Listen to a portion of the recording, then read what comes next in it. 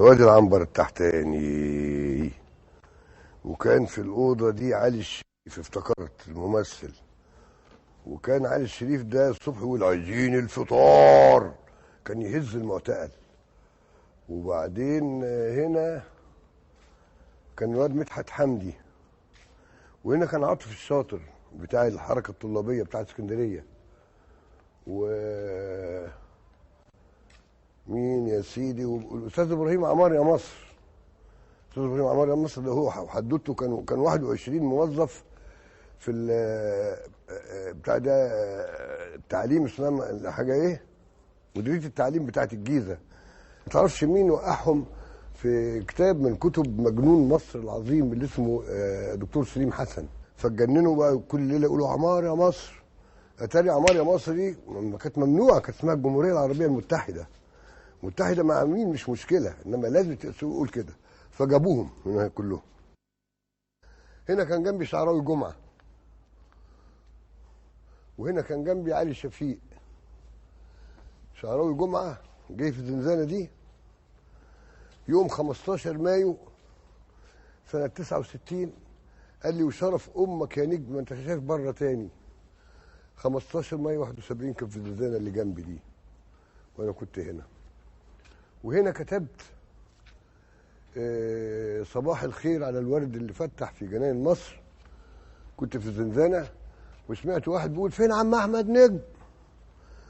صوت صغير، صوت عيال صغيره، يعني صوت شاب صغير، يعني صبي، مش شاب ومش طفل يعني.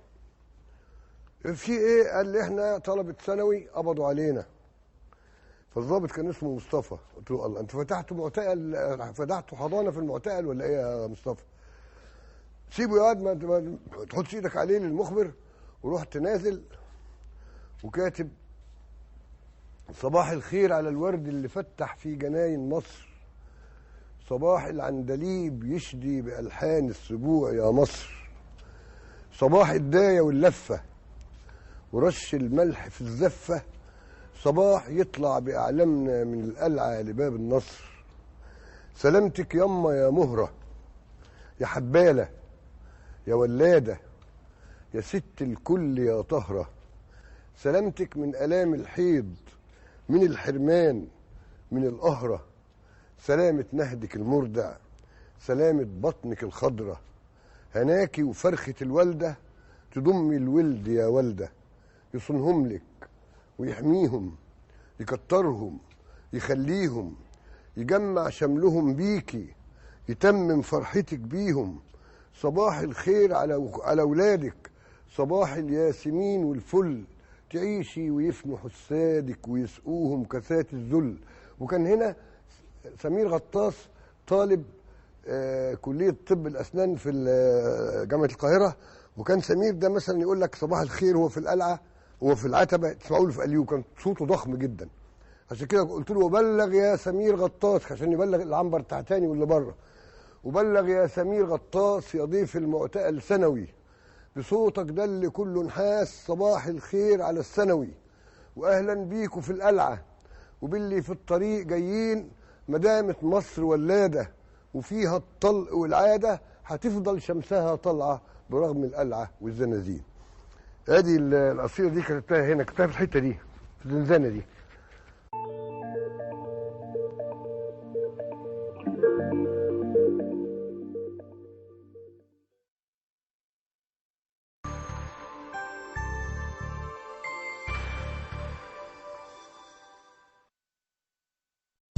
يا ساكن أرض الأحلام احكيلي عليها وقولي. أرض الأحلام أسكن وياك الله يخليك وصلني. المول هناك، السينما هناك، وكل الخدمات فوري. فنادق إيه ونادي إيه، كل اللي هحتاجه حواليا. الخضرة هناك، المية كمان، والدنيا حلوت في عينيا. مفيش اتنين في دريملاند اللي عايشين عيشة هنية. يا ساكن أرض الأحلام احكيلي عليها وقولي.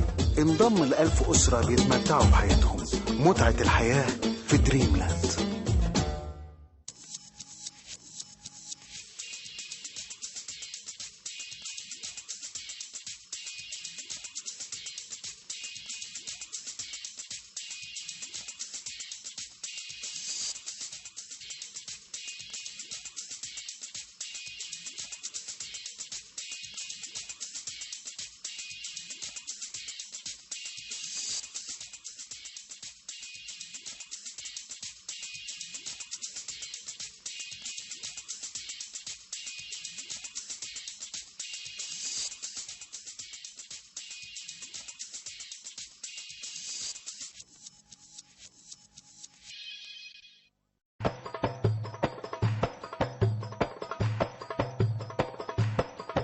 أنا عايزة أكسب أكتر من جايزة، 100 جايزة في اليوم، وعشان أكسب أنا مش محتاجة غير رنة تليفون. دي جوايز لما عيوني شافتها اتمنتها، وفجأة لما كسبت لقيتها حقيقة مش أحلام. عرفتوني بإيمي بعشق، بس من النهارده هتعرفوني بإيمي مسابقات عشان بحب جوائزها. وعلى فكرة في كل يوم 15 جايزة بين تلفزيونات وفيديوهات وكاميرات، ده لو اتصلتم ب 0900 99 95 أو من أي موبايل 23 48. أقول تاني 0900 99 95 أو 23 48 وهتعرفوا أنا قصدي إيه.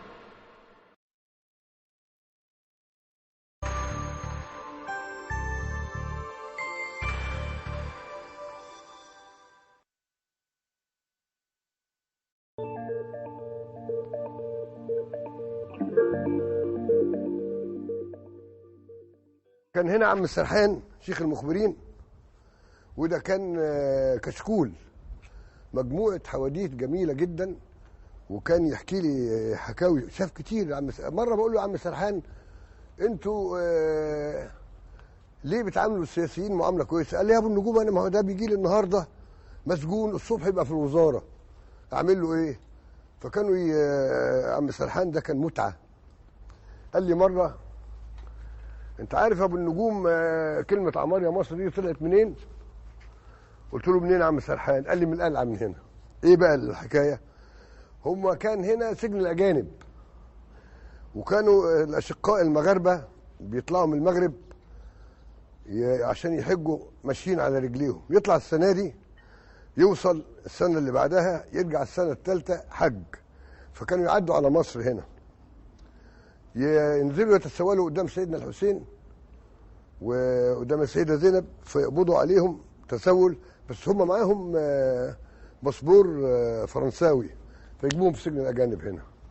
فبيقول لي مرة جابوا لنا دفعة يا ولداه الوساخة والجوع واكلها، فخشوا الحمام، كانت الحمامات هنا بقى، خشوا الحمامات استحموا وجابوا لهم الأكل والهدوم والجرايد، فبدأوا يجوا يقولوا عمار يا مصر، عمار يا مصر، عمار يا مصر. الضابط هنا في المكاتب قال له في ايه؟ لا ثوره. قلت لهم طلعوا عمار يا مصر، ادي سجون مصر اللي بتاكل وبتحمي وبتغير، وهكذا طلعت عمار يا مصر من هنا. هنا كان صالح سريه، وهنا كانت سهام صبري، وهنا مين؟ وهنا عبد اللطيف محمود عبد اللطيف، وهنا اللواء صلاح الموجي، وهنا اللواء حسن عبد المنعم حسني كان حاكم معاه غزه. كلنا كنا مع بعض هنا. وانا حصل لي حاجه ما بتحصلش كتير، ان كل وزراء الداخليه اللي اعتقلوني اعتقلوا معايا بعد كده. فكنت بشوف الواحد فيهم وهو قاعد كده في المكتب وفي السلطه، واشوفه بقى هو في المعتقل عامل كده. شعراوي جمعه 15 مايو زي ما انا قلت 69، قال له شرف امك يا نجم انت شايف بره تاني. قلت له شرف امي يا شعراوي، لا اخرج وانت مش على الترابيزه دي. 15 مايو خلي بالك 69، 15 مايو 71 كان في زنزانه اللي جنبي. فجاني فتوح المخبر وقال لي اصحى اصحى. قال لي في ضيوف. قلت له ضيوف ايه؟ قال لي ضيوف كبار قوي. قلت له جبتوا هيكل؟ قال لي لا اعلى. قلت له جبت. فقال لي لا ده انت جنبك هنا شعراوي جمعه وجنبك هنا علي صبري. قلت له اهلا اشوفه. فالواد المخبر غلبان قال لي بس اوعى تضربه. تضرب مين يا حمار؟ ده لو حط ايده عليا يموتني. لقيت بقى اخونا شعراوي قاعد على السرير عامل كده، وهو بقى تحت عينيه كرشين كده، وهنا كرش، وفي قفاه كرش، وهو يعني مجموعه كروش كده عامل زي مشلان. لقيته عامل كده. اما زقيت الباب قال لي مين؟ قلت له لا ده انا زميلك. قال لي، قلت له خد. اديته طبق فيه قرص كان بيجي لي في الزياره عشان افطر بيها، واديته علبه سوبر وفوقها مشط كبريت. كان شعراوي جمعه منع عننا الكبريت، يعني انت معاك سجاير او معكش كبريت، عايز تولع تخبط للمخبر يجي لك يولع لك. يبقى في الحاله دي لازم انت سجاره والمخبر سيجاره، تبقوا اتنين بتدخنوا. وده بقى شو بقى المعتقل ملوش نهايه. يا اما ان ما اديتوش سيجاره رن بقى عقبال ما يجي لك. فقلت له خد، خبي مشط الكبريت عشان ابن مش عارف مين، واحد ابن كلب ابن حرام عامل لنا البتاع دي. فقال لي انت مين؟ قلت له انا بس خبط على اللي جنب، ما بتعوزني بس خبط قول كده. قال لي طب اخبط قول يمين، قلت له قول يا نجم. فقال لي انت لسه ما خرجتش يا نجم؟ قلت له نعم. انت لسه كنت وزير داخليه من 5 دقايق يا شعراوي، انت بتستهبل عليا ولا ايه؟ وعدى شعراوي واكم ده المعتقل ده. مره كان في هنا حكومه اليمن كلها، جابوا الحكومه كلها، حكومه الوزراء، كان واحد اسمه البيضاني وواحد اسمه الارياني. ف راحوا جايبين البيضاني الاولاني، وبعدين الارياني ده جه راحوا جايبينه، وراح الراجل الارياني ده وقف هنا عمل له قصيده استقبال. كان الحبس ده كان زي الموت وزي الجواز. الحبس حق لكل مواطن مصري، الاعتقال ده حق عليك زي الموت، فاي حد بيعتقل. واتاري محمد علي هو اللي عمل فينا العمليه المنيله دي. محمد علي لما حبس المماليك هنا، في مملوك نط بالحصان، معرفش نط بالحصان ازاي، بس احنا كان معانا حصان ولا نيله، وكان معانا علي الشريف، وكان معانا علي بدرخان، وكانت معانا حبيبه الممثله دي اللي هي اسمها جوديت ابو جوده دي، كانت ملكه جمال لبنان. وكان معانا مين يا ابو النجوم، كان معانا مين، وكان معانا مجموعه الطلبه ومجموعه من الاساتذه الشرفاء. كان معانا الدكتور عبد المنعم تليمه، وكان معانا طلبه عين شمس، وطلبه المنصوره، وطلبه اسكندريه، وطلبه القاهره. كل ده كان هنا. جابوني مره بالليل اما خرجت، وانا خرجت انا والشيخ امام من هنا. انا مره جبت الشيخ امام هنا، هقول لكم ازاي.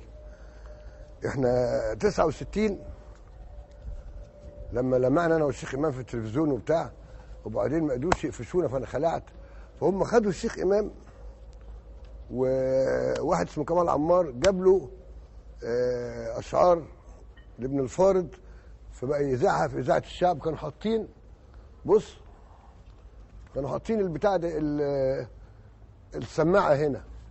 كل يوم اسمع امام يقول لك سائق الاذعان يطوي البيضتين منعما عرج على كسب. قلت الله، سائق الاذعان كده يا امام. برضه كان في واد يجي لي من العنبر ده اسمه احمد عزت مدني، ده كان بيشتغل مع كمال رفعت، من رجال كمال رفعت كلهم كانوا بيجسسوا على بعض.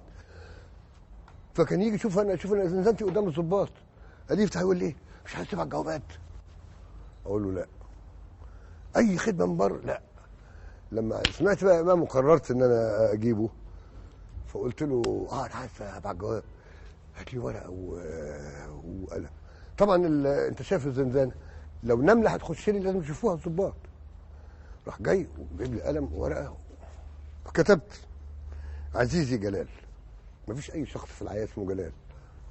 بلغ الشيخ امام ان انا في القلعه، وانه يبدا يطبق الخطه رقم 3 من يوم السبت الجاي. الكلام ده كان الساعه 9 الصبح. 11 لقيت امام طالع من هنا، المخبر بيقول له يا عم الشيخ اطلع برجل شويه. قلت له اما عبي له عبي، وصلت يا حاج؟ تعالى يا استاذ سائق الاذعان، قاعد معايا بقى. قلت له يا ندل لازم تعرف ان هم عندال، هم بيضحكوا عليك عشان يفسخونا من بعض، تاخدني وتبيعني وبتاع. وبقى قعد في حضني 3 سنين في القلعه دي.